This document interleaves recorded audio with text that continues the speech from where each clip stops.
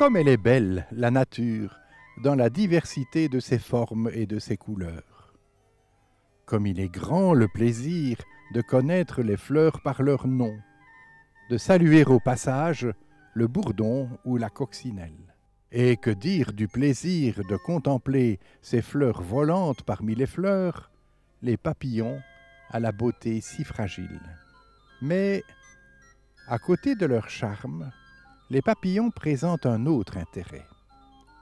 Avant de devenir ces gracieuses bestioles, ils passent par une série d'états très différents de leur aspect définitif. Les changements, ou métamorphoses, qu'ils subissent au cours de leur croissance sont des phénomènes tout à fait étonnants. Ce film voudrait susciter le plaisir de découvrir la vie privée d'un de ces menus personnages si proches de nous et pourtant si différents.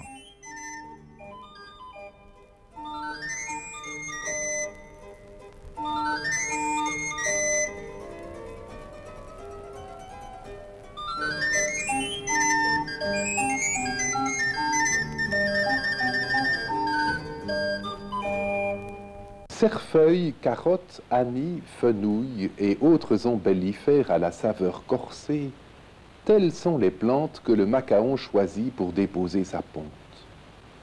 Comment le papillon fait-il pour s'y reconnaître en son domaine botanique, nul ne le sait, mais c'est sur ces feuillages seulement qu'apparaîtra 2 fois par an l'œuf du macaon. Il est minuscule, mesurant à peine 1 millimètre de diamètre. C'est la cellule initiale de la vie. S'il est fécondé et s'il n'est pas dévoré par quelques perce-oreilles en maraude, il connaîtra en quelques jours un prodigieux développement, bien visible à travers la coquille translucide. Au dernier stade, il est tout noir. À l'intérieur, la petite larve commence à se frayer un chemin vers la liberté à l'aide de ses solides mâchoires. Elle fournit un long effort pour s'extraire de l'œuf et s'arrête souvent pour reprendre souffle.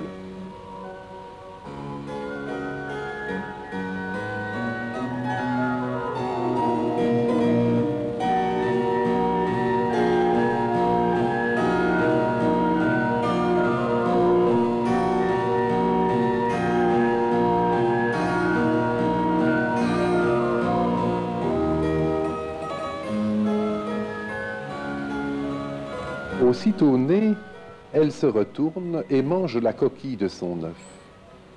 Sans doute est-ce là un aliment plus riche et de digestion plus aisée que la végétation, qui constituera ensuite son unique nourriture. Le vermisseau n'a vraiment l'air de rien. Il est un point infime dans un océan de verdure. Sa longueur totale ne dépasse pas 2 millimètres. La petite chenille grignote la surface des feuilles et des fleurs et grandit très rapidement. En 24 heures, elle double de volume. Bientôt, elle est si à l'étroit dans sa peau qu'elle ne peut plus rien absorber, et le masque noir qui lui recouvrait entièrement la tête au début n'est plus qu'un petit bouton brillant piqué au-dessus de sa bouche. Le temps est venu de rejeter sa première peau, toute petite défroque, qu'elle abandonne derrière elle sur la tige. La voici entrée dans son 2e âge.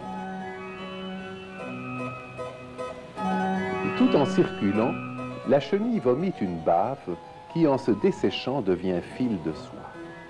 Elle le garde en contact continuel avec ses pattes. C'est sa corde de rappel. En cas de danger, elle se laissera tomber dans le vide tout en étirant son fil. Il est suffisamment solide pour porter son poids et elle le rebobinera plus tard pour regagner sa feuille. Mais c'est aussi son fil d'Ariane qui lui sert de guide dans ses explorations. La chenille a bien brouté et voici que sa croissance rencontre à nouveau l'obstacle de sa peau. C'est le moment de la 2e mue. La pression sanguine augmente. La chenille se gonfle en avalant de l'air, la peau se déchire derrière la tête, une onde parcourt le corps qui permet à la chenille de se dégager de son ancienne peau.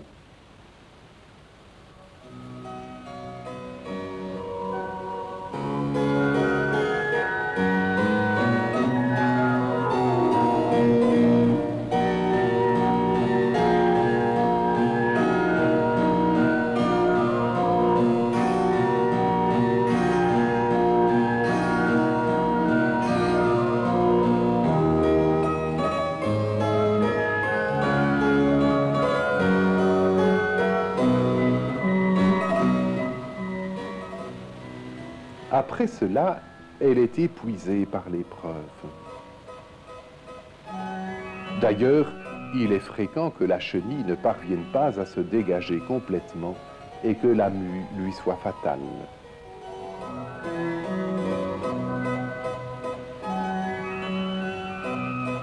Il y a tout un monde qui gravite sur la plante. On dirait des champignons bien rangés, chacun sur un mince pédicule. En fait, ce sont des œufs, pondus par une ravissante bestiole aux ailes diaphanes artistement nervurées. C'est le chrysope aux yeux d'or. Ne le détruisons pas. Sa larve est en effet une grande mangeuse de pucerons, comme l'est aussi la coccinelle.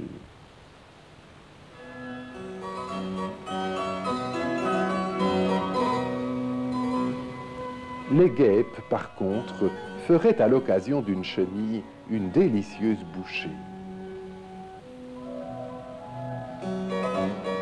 Certaines guêpes, à la taille particulièrement fine, fréquentent aussi les ombellifères.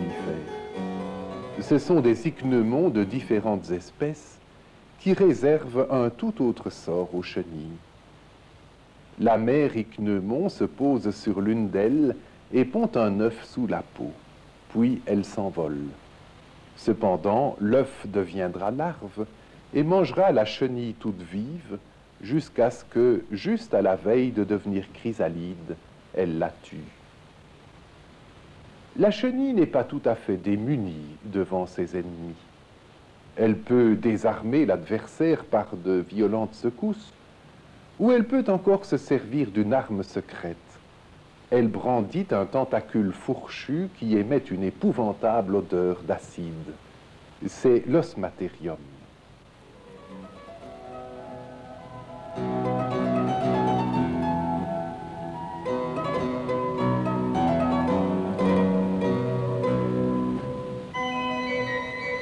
Une petite araignée arboricole à l'allure de crabe. Une proie beaucoup plus grande ne lui fait pas peur. Froidement, longuement, elle harcèle la chenille. Celle-ci se défend avec la dernière énergie, mais les assauts répétés finissent par épuiser sa résistance.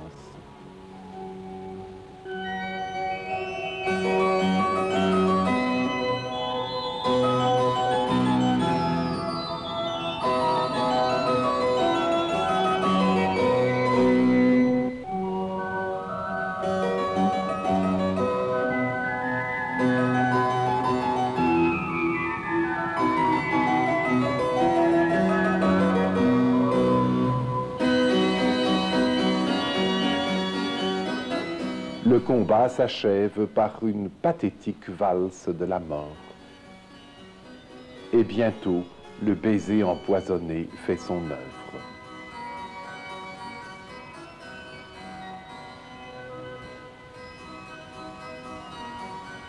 La chenille opère maintenant sa troisième mue.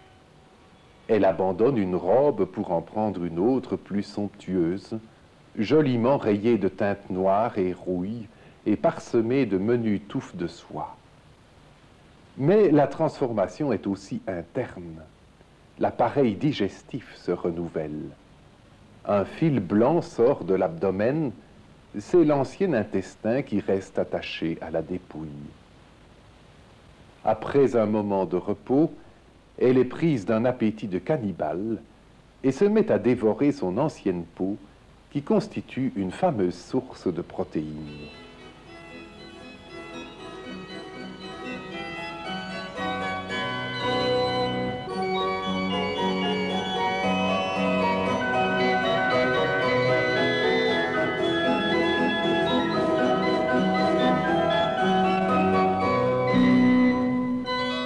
tandis qu'elle mange avec un entrain renouvelé, à 2 pas de là, se confondant avec la jungle verte, une grande sauterelle verte est à l'affût.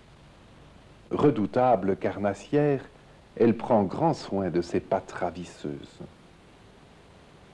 Vivement émue, la chenille fait appel aux armes psychologiques et chimiques. Elle se cambre et fait jaillir son osmatérium, terrible comme une langue de serpent, et répand une forte odeur d'acide butyrique.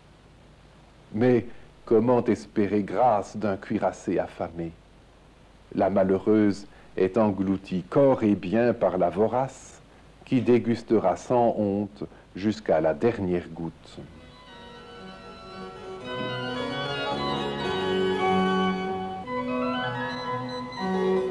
Telle est la rigueur de la nature. Des nombreux œufs pondus, seuls quelques-uns sont éclos. Et parmi les nombreuses larves, seuls quelques individus vont gagner la lutte pour la vie.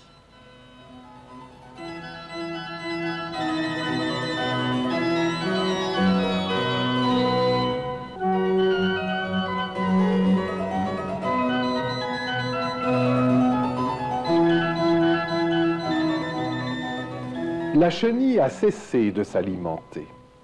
Elle est tendue à éclater. La tête paraît minuscule et disproportionnée.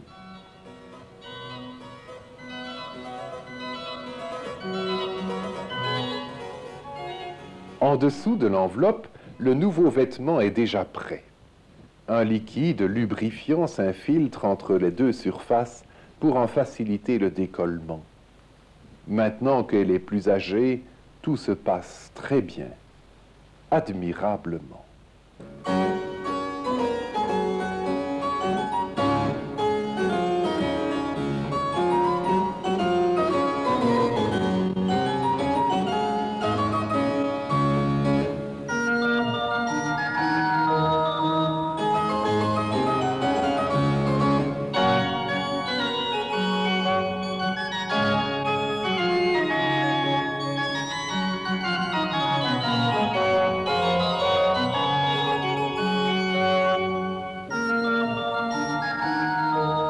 Enfin libérée de sa calotte, la tête augmente brusquement de volume. Mais la larve doit encore jeter le masque. C'est le cas de le dire, puisque le mot larve vient du latin larva, qui signifie précisément masque.